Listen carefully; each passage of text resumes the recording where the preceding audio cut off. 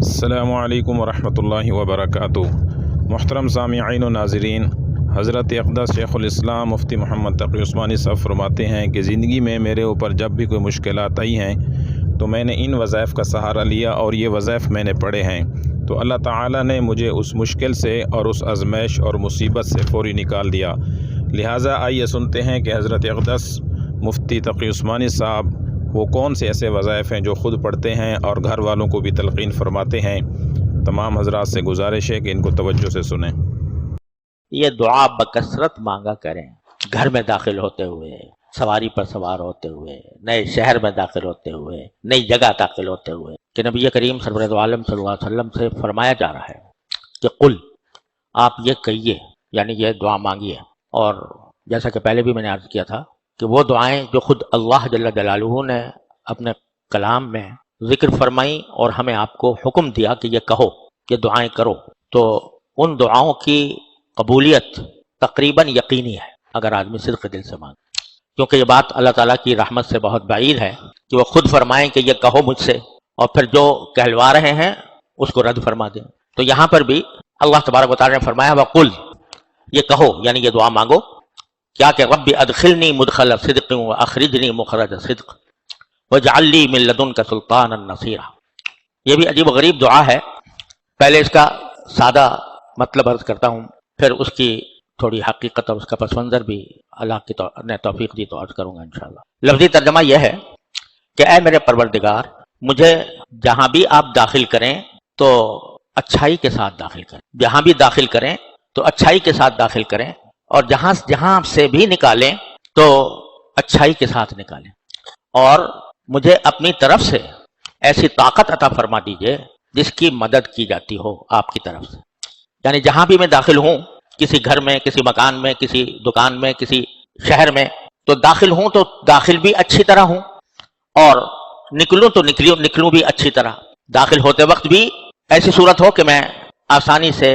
اور بغیر کسی رکاوٹ کے اور بغیر کسی پریشانی کے داخل ہو جاؤں، اور نکلوں تو وہ بھی اس طرح نکلوں کہ جس مقصد کے لیے گیا تھا وہ مقصد میرا پورا ہو جائے، اور نکلنے میں بھی کوئی دشواری پیش نہ آئے، اور مجھے اپنی طرف سے اللہ۔ قرآن کریم میں آئی ہوئی اس دعا کی بات چل رہی تھی، جس میں یہ دعا اللہ کے نیک بندوں اور راسخین فی العلم کی طرف سے مانگی گئی کہ ربنا لا تزغ قلوبنا بعد اذ ہدیتنا وہب لنا من لدنک رحمہ انک انت الوہاب۔ اس میں دعا یہ مانگی گئی ہے کہ اے ہمارے پروردگار، ہمارے دلوں میں ٹیڑھ پیدا نہ کیجیے، بعد اذ ہدیتنا، جبکہ آپ نے ہمیں ہدایت عطا فرما دی ہو، وہب لنا من لدنک رحمہ، اور خاص اپنے پاس سے ہمیں رحمت عطا فرما دیجیے، بے شک آپ بہت عطا اور بخشش کرنے والے ہیں۔ تو کل میں نے عرض کیا تھا کہ جس ٹیڑھ سے پناہ مانگی گئی ہے، یا جس ٹیڑھ کی بارے میں یہ دعا کی گئی ہے کہ اللہ ہمارے دلوں میں وہ ٹیڑھ پیدا نہ کیجیے، اس کی دو قسمیں ہوتی ہیں ٹیڑھ کی۔ ایک ہوتی ہے سمجھ کی ٹیڑھ، اور فکری ٹیڑھ، فکری کجی۔ اللہ بچائے، بعض اوقات شیطان ایسے مسئلوں میں ڈال دیتا ہے انسان کو کہ جس میں اس کو پڑھنے کی ضرورت نہیں تھی، اور اس کی وجہ سے بعض اوقات گمراہی کا شکار ہو جاتا ہے۔ کل میں نے اس کے بارے میں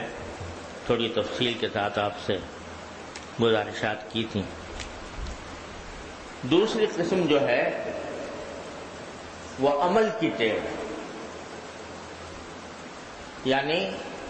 کوئی بھی انسان، کوئی بھی مسلمان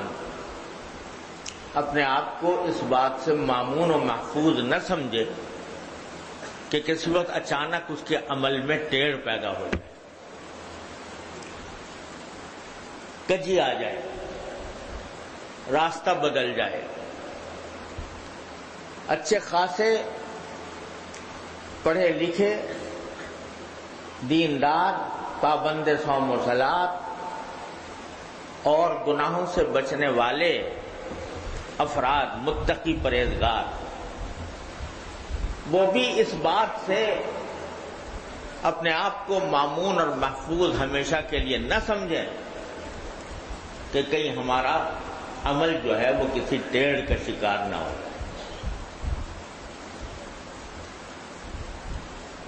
اللہ بچائے، انسان کا جو نفس ہے